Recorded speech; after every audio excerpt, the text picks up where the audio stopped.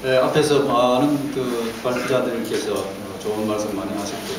중국 시장에 대해서 너무 잘 접근들 하신 것 같아서 저는 그 현실적인 얘기를 좀 하고 그 문제 제기를 해보겠습니다.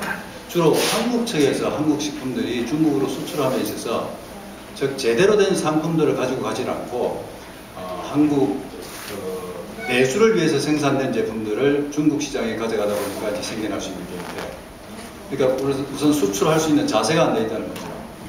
그래서 이제 아직까지 그 중문 표기를 그렇게 하라고 해도 중문 표기가 안 돼서 라벨을 붙여가지고 오세 창고에서 작업을 해서 유통을 시킵니다. 일단 통과는 됩니다. 라벨을 붙이면은. 그런데 그거는 또 다른 차원에서 단속의 대상이 됩니다.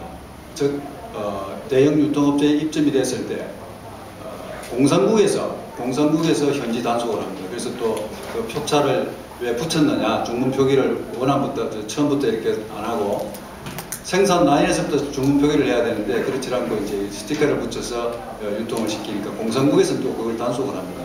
또 세관에서도 통과를 시켜주고 뭐 이게 뭔가 좀 제도적으로 아직 안 맞고 또 우리 수출하는 입장에서 보면 아직 마인드가 좀 안 돼 있는 거 아닌가 그런 생각이 들고요. 그러니까 얼마 전에 아시는 분들은 아시겠습니다만은 한국 식품의 현주소라고 볼 수도 있는데 한국 식품을 수입하던 사람이 구속된 사례가 있습니다. 대련에서 지금도 아직 못 나오고 있고 뭐 상당히 힘든 그런 상황인 것 같은데, 그런 이유가 보면은 저가 신고, 그 다음에 그 중량 미달 신고, 또 상품 미신고 이런 식으로 이제 혼적을 해가지고 들어가면서 소위 전체 밀수 형태로 들어가다 보니까 이런 단속이 돼서 세관에 구속이 되는 그런 상황까지 오고 있습니다. 그래서 한국 식품들은 이런 거에서 좀 정직성을 가지고 도덕성을 가지고 수입상이나 수출상은 접근을 해야 되지 않을까 저는 그런 생각을 하고 있습니다. 그 다음에 여기 우리 따이칭 로투스 부사장께서도 와 계십니다. 중국에 수출을 하다 보면은 대형 유통업체에 지불해야 될 비용이 상당히 많습니다. 지금 로투스 같은 경우에는 어떻게 하고 있는지 모르겠습니다만은 중국 항구를 통관을 하기 위해서는 뭐 관세도 내야 되고 또 정치세도 내야 되고 기본적으로 국 간의 내륙 이동에 있어서 물류 비용도 발생을 하고 하지만은 대형 유통업체에 들어갔을 때 지금은 좀 줄어들긴 하고 있습니다. 입점비도 발생을 하고 있고요. 그 다음에 판매 수수료라는 게 있어요. 평균 판매 수수료가 22% 정도 발생을 합니다. 그리고 또 판매 장려금이라는 게 있습니다. 이게 또 한 2% 내지 한 3%도 발생을 합니다. 많게는 한 5%도 나옵니다. 그리고 물류비라는 게 또 있습니다.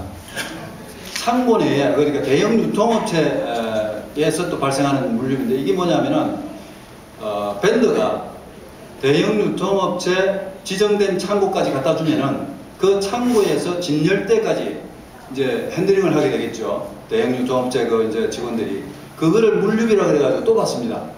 그래서 토탈 이러한 비용들을 합해보면은 매장에 들어가서 판매 이후에 내가 물어줘야 되는 매장 측에 줘야 되는 그 비용들이 거의 한 25% 내지 30%의 그 비용을 추가로 지불하게 됩니다.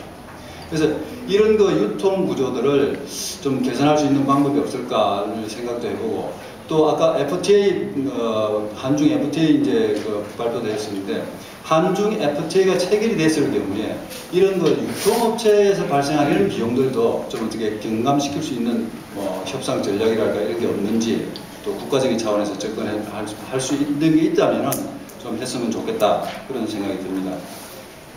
그 다음에 안현욱 연구관께서도 말씀을 하셨는데 프리미엄 시장을 공략을 해라, 브랜드화를 해라.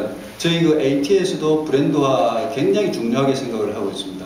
근데 한국 식품들이 지금 중국으로 나가고 있는 게 신선 농산물이 아니고 거의 가공식품입니다. 가공식품이 보면 만여 가지 이상의 가공식품이 지금 나가고 있는데 이게 전부 혼적을 해서 나가다 보니까 이제 아까 말씀드린 그런 부조리한 현상들이 발생되고 하는데 이런 것들을 브랜드화 하기에는 상당히 좀 힘듭니다. 그래서 브랜드화라는 게 대표적인 상품들, 예를 들면은 한국의 유자차라든지 또 김이라든지 중국의 아까 대표 품목들을 발굴할 필요가 있다고 얘기를 하는데 그러한 대표 품목들에 대한 브랜드화가 있어야 될 것 같고, 또 기업들은 기업 차원에서 자기 브랜드를 키우기 위한 노력을 해야 될 것 같습니다. 그래서 브랜드화는 반드시 필요하다는 저도 생각을 공감하고 있고요.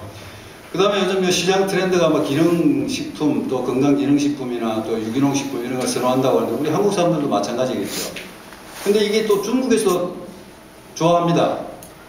트렌드가 바뀌고 가고 있습니다만 한국 식품들이 중국에 가기에는 이러한 것들이 중국 가기에는 너무 규제가 심합니다.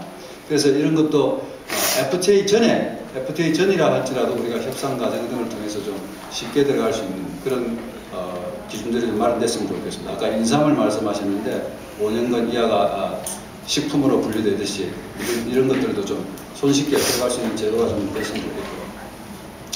그 다음에 이제 이거는 저 혼자 생각을 한번 해봤습니다. 중국 시장에 뿐만 아니고 뭐 미국 시장도 그렇고 지금 현재 한국의 조미김이 상당히 수출 효자 품목으로 떠오르고 있습니다. 작년도에 2억 불 이상을 달성을 했고요. 앞으로 뭐 조만간 한 5억 불 이상도 갈 것 같은데 특히 저는 중국 시장에 대해서 이거를 PB 상품을 좀 만드는 전문적인 유통 경로를 하나 만들어 보면 어떨까 생각이 듭니다. 그게 뭐냐면은 중국 현지의 바이어하고 얘기를 해서 바이어가 한국에 와서 직접 공장을 짓도록 하는 방법입니다. 현재 김을 생산하고 있는 업체들 입장에서 보면 새로운 경쟁자가 나타나니까 뭐 굉장히 이제 안 좋은 생각이라고 얘기할 수도 있겠습니다만 중국 바이어가 자기 공장을 한국에 와서 생산을 해서 자기 공장을 만들어서 김을 생산해서 가지고 간다 그러면은 원가 면에서도 상당히 좀 적게 세이브를 할 수 있을 것 같고, 그 다음에 식품 안전 검역이나 이런 측면에서도 중국 현지의 사정을 잘 아니까 여기에서 거기에 사전에 대비할 수도 있을 것 같기도 하고 해서 그런 거를 우리 AT나 또는 농식품부나 이런 데 뭐 앞으로 해수부가 될는지 모르겠습니다만 정책적으로 그런 투자 유치를 해서 현지화 시키는 그런 방법으로 간다면은 수출 품목이 대표적으로 김 같은 경우 하나 좀 전략적으로 키워서 접근을 해보면 어떨까 하는 제안을 한번 드려볼게요. 이상입니다.